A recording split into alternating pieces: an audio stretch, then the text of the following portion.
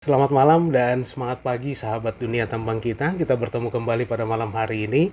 Dan seperti biasa kita akan mengulas pertanyaan yang diajukan oleh sahabat dunia tambang kita. Dan pertanyaan yang akan kita ulas pada malam hari ini berbunyi demikian. Bang, saya ada pertanyaan. Gimana bang kalau ada perusahaan yang sama areal kerjanya? Karena dump trucknya tersenggol dump truck perusahaan tempat saya kerja yang berakibat rusak unitnya. Dan perusahaan tersebut menuntut klaim kerugian. Ini gimana menurut aturan pertambangan? Mohon pencerahannya bang. Nah sebelum kita ulas lebih lanjut, jangan lupa subscribe, bunyikan loncengnya, like, share, dan juga komen.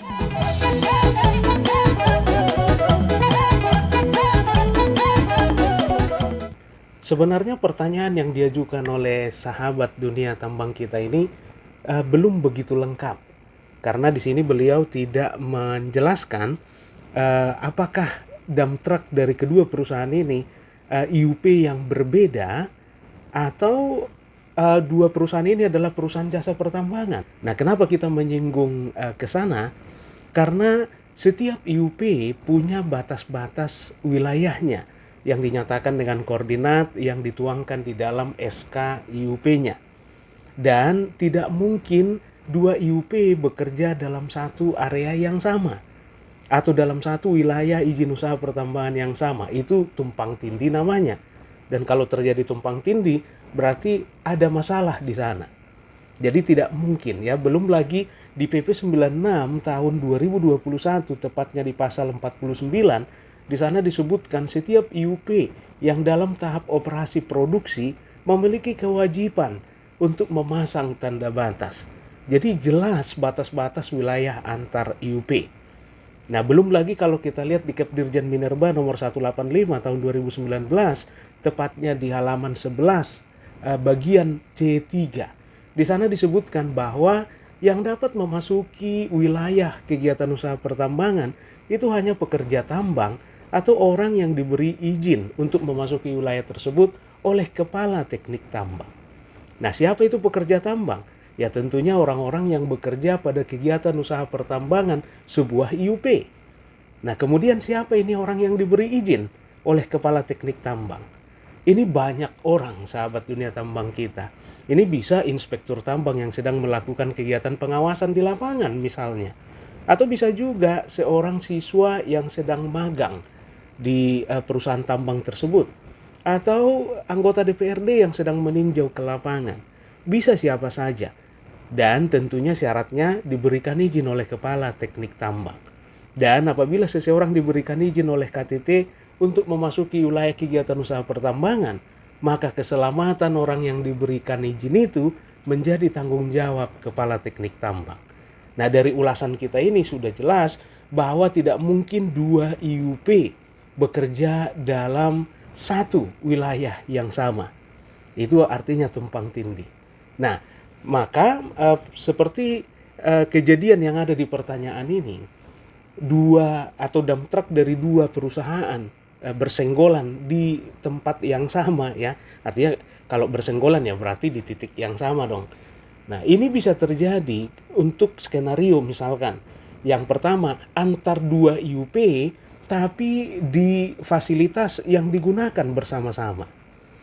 Karena dimungkinkan sahabat dunia tambang kita, sebuah fasilitas digunakan bersama oleh dua IUP.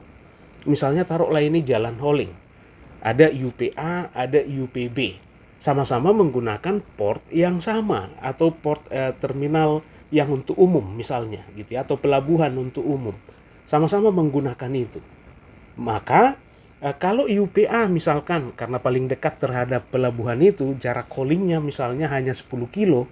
Nah kemudian IUPB kalau harus membangun jalan sendiri maka harus melingkar misalnya, harus jalan memutar.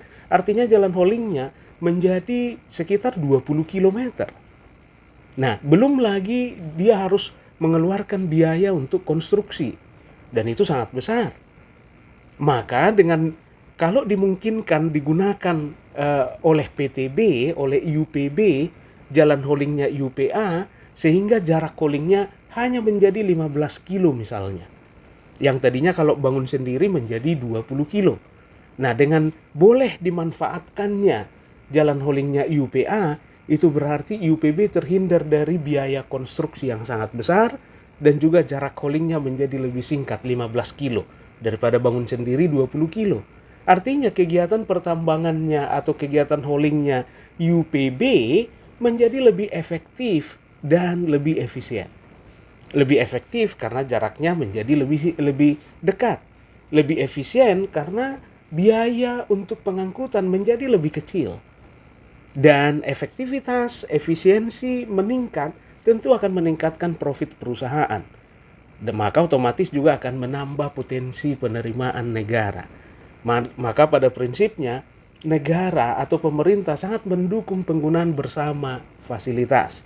Hanya saja harus tetap dipastikan bahwa di lokasi atau fasilitas yang digunakan bersama itu, kaidah teknik pertambangan yang baik tetap bisa diterapkan secara optimal. Nah, misalnya kita kembali ke pertanyaan, kasus senggolan dump truck antara dua perusahaan ini terjadi di fasilitas bersama yang digunakan oleh dua IUP, maka seperti apa? Dan terjadi ada klaim atau ganti rugi. Seperti apa prosesnya? Nah, untuk ganti rugi kita tidak mengatur atau pemerintah tidak mengatur di dalam peraturan sahabat dunia tambang kita. Karena ini sudah B2B, ya, perusahaan dengan perusahaan. Hanya saja untuk penggunaan bersama fasilitas tadi biasanya mendapat persetujuan dari Kepala Inspektur Tambang. Dan untuk mendapat persetujuan itu, salah satu dokumen yang harus disampaikan perusahaan adalah MOU, Memorandum of Understanding, antar KTT yang menggunakan fasilitas tadi secara bersama-sama. Dan di dalam MOU tadilah dituangkan kesepakatan tentang penerapan kaidah teknik pertambangan yang baik di fasilitas yang digunakan bersama-sama tadi. Misalnya, karena kaidah teknik pertambangan yang baik mencakup 5 aspek. Yang pertama adalah pengelolaan aspek teknis pertambangan, keselamatan pertambangan, perlindungan lingkungan, konservasi, standarisasi, dan serta usaha jasa. Ada 5 aspek di dalam kaidah teknik pertambangan yang baik. Dan inilah yang kemudian disepakati dan dituangkan di dalam MOU antar KTT-KTT yang menggunakan fasilitas tadi secara bersama-sama. Contohnya misalkan untuk aspek keselamatan, dan disitulah disepakati. Kalau terjadi kecelakaan, misalnya emergency response siapa yang turun? Atau terkait pengelolaan teknis, siapa yang bertugas untuk merawat jalan ini, untuk road maintenance. Nah, disitulah disepakati. Termasuk kalau ada mengklaim seperti yang ada di pertanyaan ini. Jadi itu sudah diatur sejak awal sahabat dunia tambang kita. Oke, nah itu skenario yang pertama. Kemudian, kasus yang ada di pertanyaan ini bisa saja terjadi di satu IUP, tapi antar dua perusahaan jasa pertambangan atau dua kontraktor. Misalkan IUP tadi menggunakan ada beberapa perusahaan jasa atau kontraktor untuk kegiatan hauling. Taruhlah pakai dua perusahaan, dan dump truck dari kedua perusahaan jasa ini tiba-tiba senggolan di jalan hauling. Nah, terus bagaimana pemecahan persoalannya?